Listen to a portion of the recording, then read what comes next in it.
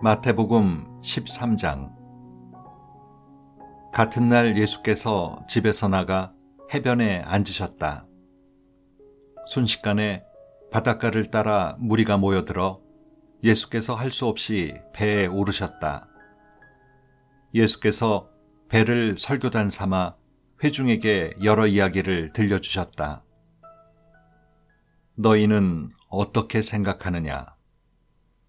어떤 농부가 씨를 뿌렸다. 씨를 뿌리는데 덜어는 길 위에 떨어져서 새들이 먹어버렸다. 덜어는 자갈밭에 떨어져서 금세 싹이 났으나 뿌리를 내리지 못해 해가 나자 곧 시들어버렸다. 덜어는 잡초밭에 떨어져서 싹이 났으나 잡초가 짓눌러버렸다. 덜어는 좋은 땅에 떨어져서 농부가 생각지도 못한 큰 결실을 맺었다. 너희는 듣고 있느냐? 정말로 듣고 있느냐? 제자들이 다가와서 물었다. 왜 이야기로 말씀하십니까? 예수께서 대답하셨다. 너희에게는 하나님 나라를 아는 깨달음이 주어졌다. 너희는 하나님 나라가 어떻게 되어가는지 안다. 그러나 이 선물, 이 깨달음은 누구한테나 있는 것이 아니다. 어떤 사람에게는 주어지지 않았다. 누구든지 준비된 마음이 있으면 언제라도 깨달음과 이해가 막힘없이 흐른다. 그러나 준비된 마음이 없으면 깨달음은 흔적도 없이 금세 사라진다. 내가 이야기로 말하는 것은 그런 이유에서다. 마음을 준비시키고 마음을 열어 깨닫도록 주의를 환기시키려는 것이다. 현재 상태로는 그들은 세상 끝날까지 쳐다보아도 보지 못하고 지칠 때까지 들어도 깨닫지 못한다. 내가 이사야의 예언을 굳이 반복해서 말할 필요가 있겠느냐?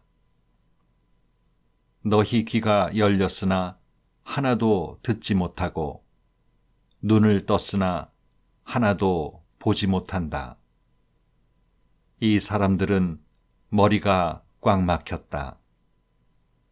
그들은 듣지 않으려고 손가락으로 귀를 틀어막는다.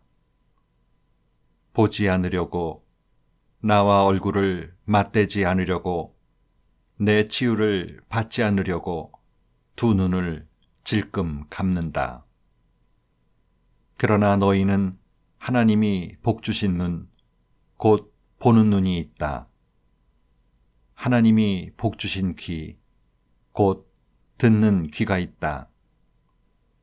예언자와 겸손하게 믿는 이들을 비롯해 많은 사람들이 너희가 지금 보는 것을 보고 너희가 지금 듣는 것을 들을 수만 있었다면 그 무엇도 마다하지 않았을 텐데 그럴 기회가 없었다. 농부가 씨를 뿌리는 이 이야기에서 배워라. 누구든지 천국 소식을 듣고도 받아들이지 않으면 마음에 뿌려졌으나 겉에 그대로 남아있는 그 들은 것을 악한 자가 와서 낚아채 간다. 이것이 농부가 길 위에 뿌린 씨다. 자갈밭에 떨어진 씨는 듣는 즉시 뜨겁게 반응하는 사람이다. 하지만 성품의 토양이 없다 보니 감정이 식거나 어려움이 닥치면 아무 쓸모가 없게 되고 만다. 잡초밭에 떨어진 씨는 천국 소식을 듣기는 듣지만 세상 모든 것을 갖고 싶고 더 얻으려는 염려와 망상의 잡초 때문에 숨이 막혀서 아무 소득이 없는 사람이다. 좋은 땅에 떨어진 씨는 그 소식을 듣고 받아들여서 생각지도 못한 큰 결실을 맺는 사람이다. 예수께서 또 다른 이야기를 들려주셨다. 하나님 나라는 자기 밭에 좋은 씨를 심은 농부와 같다. 그날 밤 품꾼들이 자는 동안에 그의 원수가 밀밭 사이사이에 엉겅퀴를 뿌리고는 동트기 전에 자취를 감췄다. 푸른 싹이 처음 나고 나달이 연글려고 할 때에 엉겅퀴도 함께 나왔다. 일꾼들이 농부에게 와서 말했다. 주인님, 좋은 씨만 가려서 심지 않았습니까? 이 엉겅퀴는 어디에서 왔습니까? 주인은 원수가 그랬구나 하고 대답했다. 일꾼들은 엉겅퀴를 뽑을까요? 하고 물었다. 주인이 말했다. 아니다. 엉겅퀴를 뽑다가 밀까지 뽑아버리겠다. 그냥 추수 때까지 같이 자라게 두어라. 그때에 내가 추수하는 사람들에게 엉겅퀴는 뽑아 따로 묶어 불사르고 밀은 거두어 곳간에 넣으라고 하겠다. 또 다른 이야기다. 하나님 나라는 농부가 심은 솔씨 하나와 같다.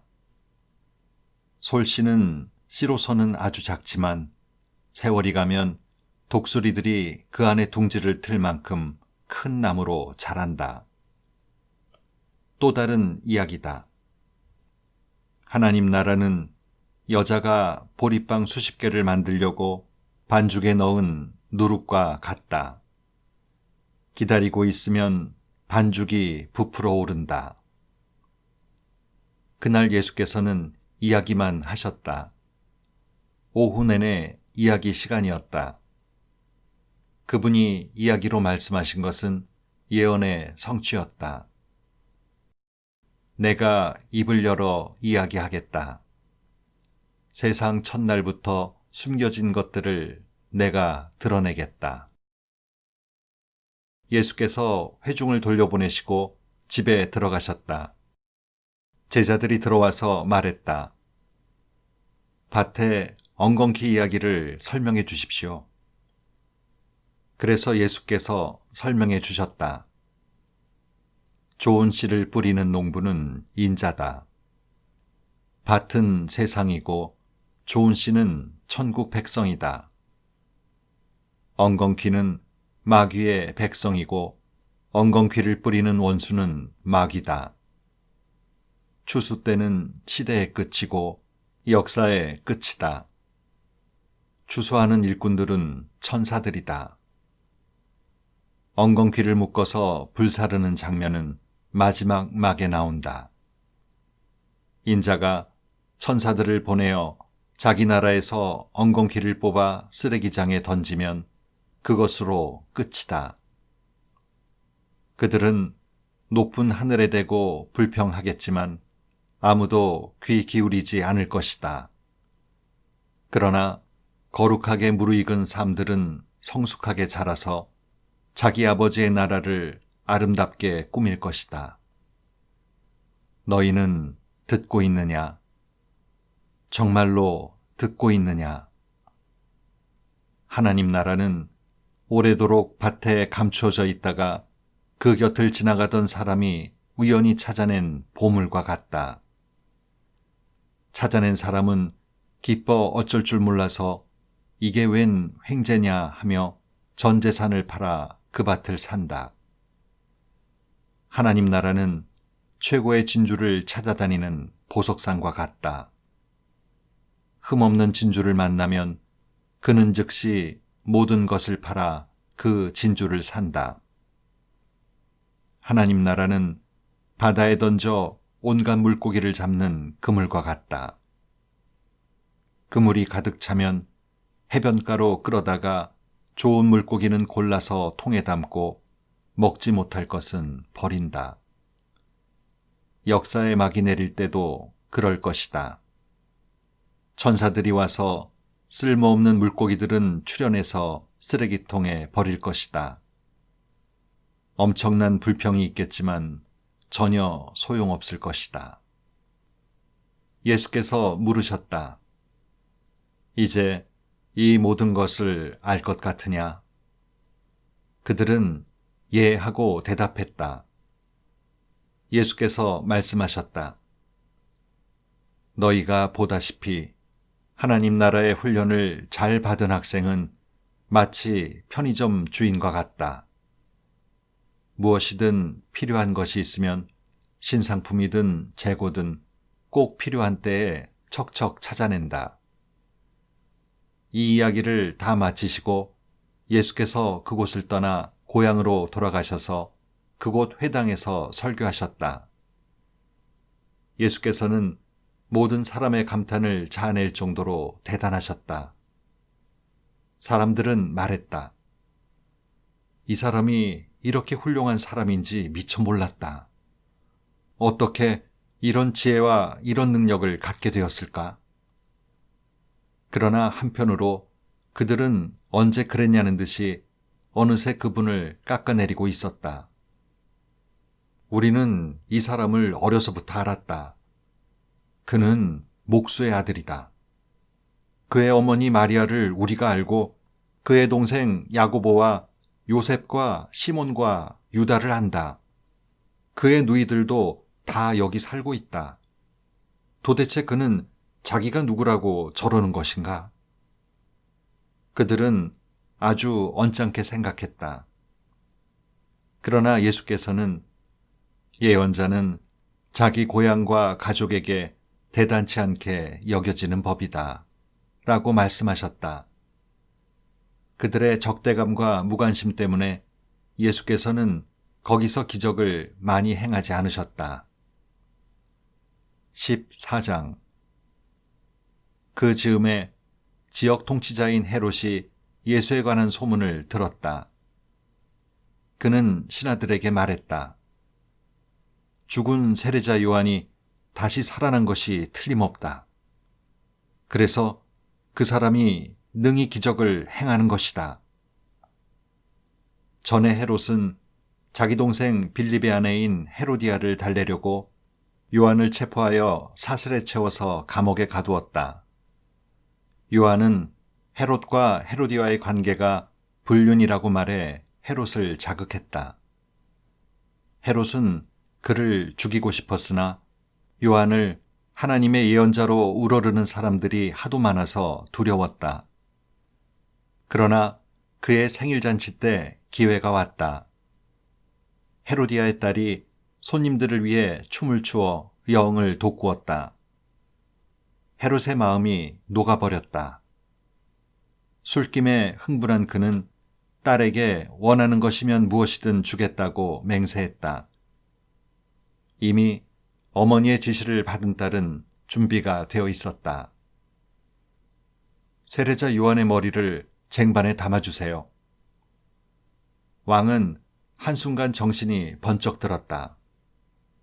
그러나 그는 손님들에게 체면을 잃고 싶지 않아서 그대로 했다. 요한의 목을 베어 쟁반에 담아 소녀에게 주라고 명한 것이다. 딸은 그것을 가져다가 자기 어머니에게 주었다.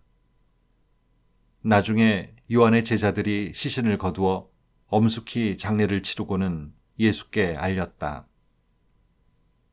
예수께서 그 소식을 들으시고는 배를 타고 빠져나가 혼자 외딴 곳으로 가셨다. 그러나 허사였다. 그분을 본 사람이 있어서 금세 소문이 퍼졌다. 곧 인근 여러 마을에서 많은 사람들이 걸어서 호수를 돌아 그분이 계신 곳으로 왔다.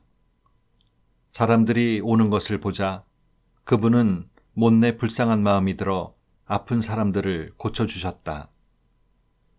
저녁 무렵에 제자들이 예수께 다가와 말했다. 여기는 시골이고 시간도 늦었습니다. 사람들을 돌려보내 마을에 가서 저녁을 먹게 해야겠습니다. 그러나 예수께서 말씀하셨다. 보낼 것 없다. 너희가 저녁을 주어라. 그들이 말했다. 우리에게 있는 것이라고는 빵 5개와 물고기 2마리뿐입니다. 예수께서 말씀하셨다. 이리 가져오너라. 그분은 사람들을 풀밭에 앉히셨다.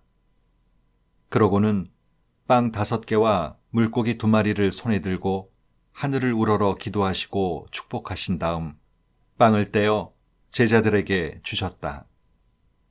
제자들은 다시 무리에게 음식을 주었다. 그들 모두가 배불리 먹었다. 남은 것을 거두니 12바구니가 되었다. 먹은 사람들이 5,000명쯤 되었다. 식사가 끝나자 예수께서 제자들을 재촉하여 배를 타고 먼저 건너편으로 가게 하시고 그동안에 사람들을 돌려보내셨다. 무리가 흩어지자 예수께서 산에 올라가 혼자 기도하셨다. 그분은 밤늦도록 거기 혼자 계셨다. 한편 배는 이미 바다 멀리까지 나갔는데 맞바람이 치면서 파도가 배를 세차게 때렸다. 새벽 4시쯤에 예수께서 무리를 걸어 제자들 쪽으로 오셨다. 그들은 무서워서 꼼짝도 못했다. 유령이다. 그들은 겁에 질려 소리쳤다. 그러나 예수께서 얼른 그들을 안심시키셨다. 안심하여라, 나다. 두려워 마라. 베드로가 갑자기 담대해져서 말했다. 주님, 정말 주님이시거든 제게 무리로 걸어오라고 명하십시오. 예수께서 말씀하셨다. 오너라. 베드로는 배에서 뛰어내려 무리를 걸어서 예수께로 갔다. 그러나 발밑에 거세게 있는 파도를 내려다보는 순간 베드로는 용기를 잃고 물에 빠져들기 시작했다. 베드로는 주님, 저를 구해 주십시오 하고 소리쳤다. 예수께서 지체하지 않으셨다. 손을 내밀어 그의 손을 잡으셨다. 그리고 말씀하셨다.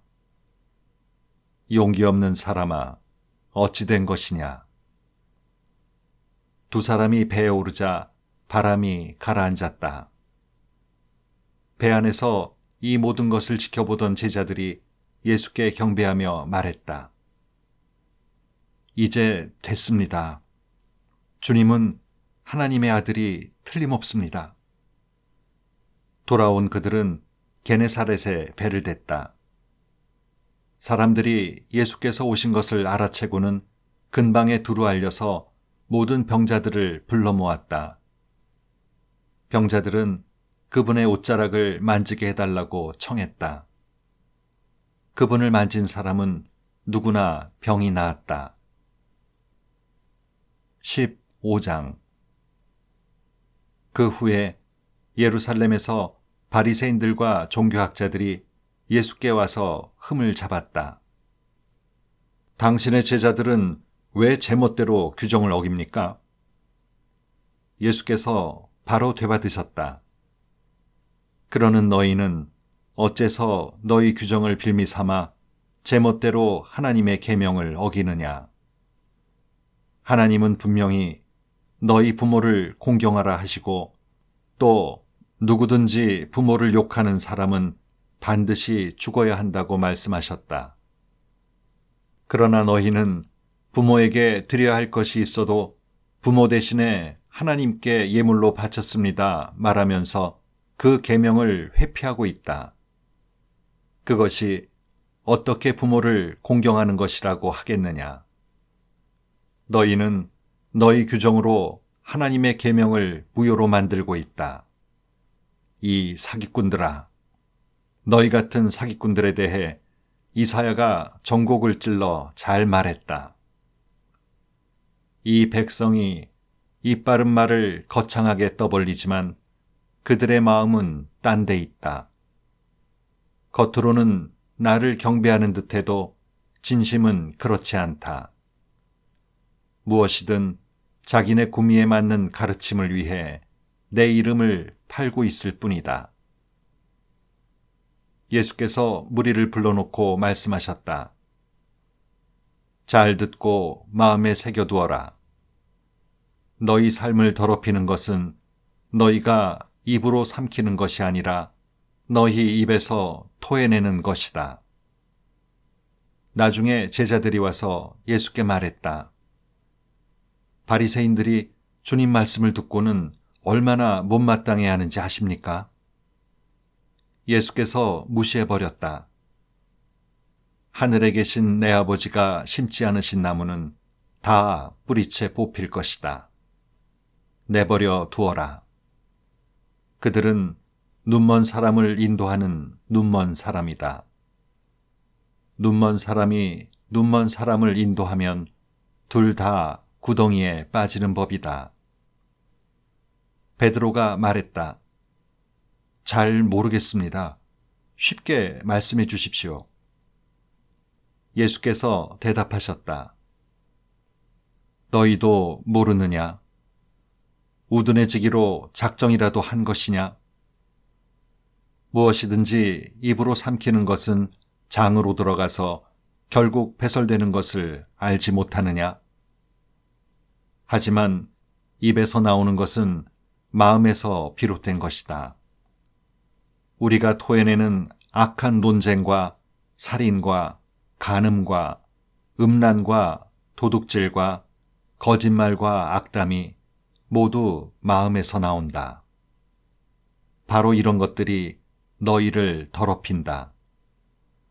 어떤 음식을 먹고 안 먹고 손을 씻고 안 씻고는 전혀 상관없는 일이다.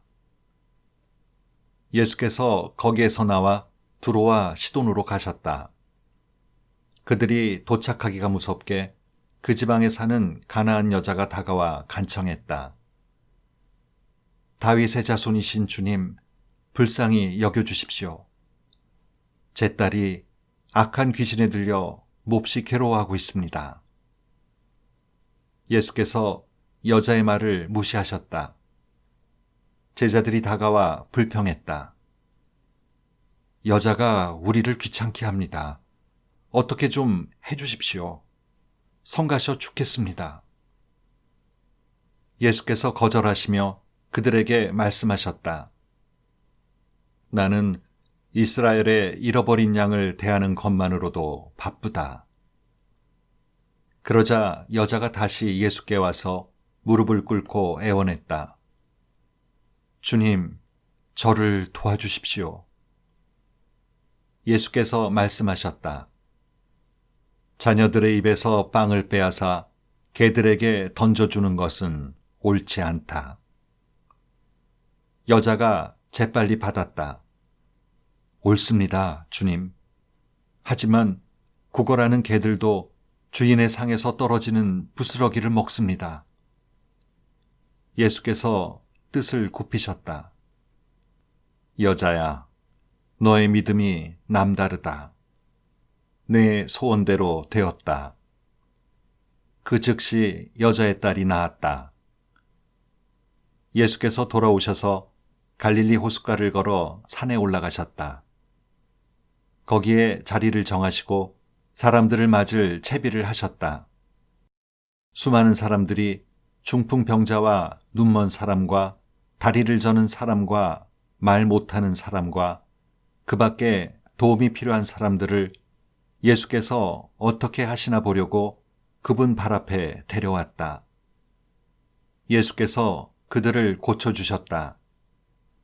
사람들은 말 못하던 사람이 말하고 다리를 저는 사람이 건강해지고 중풍병자가 걸어다니고 눈먼 사람이 사방을 둘러보는 것을 보면서 놀라워했다.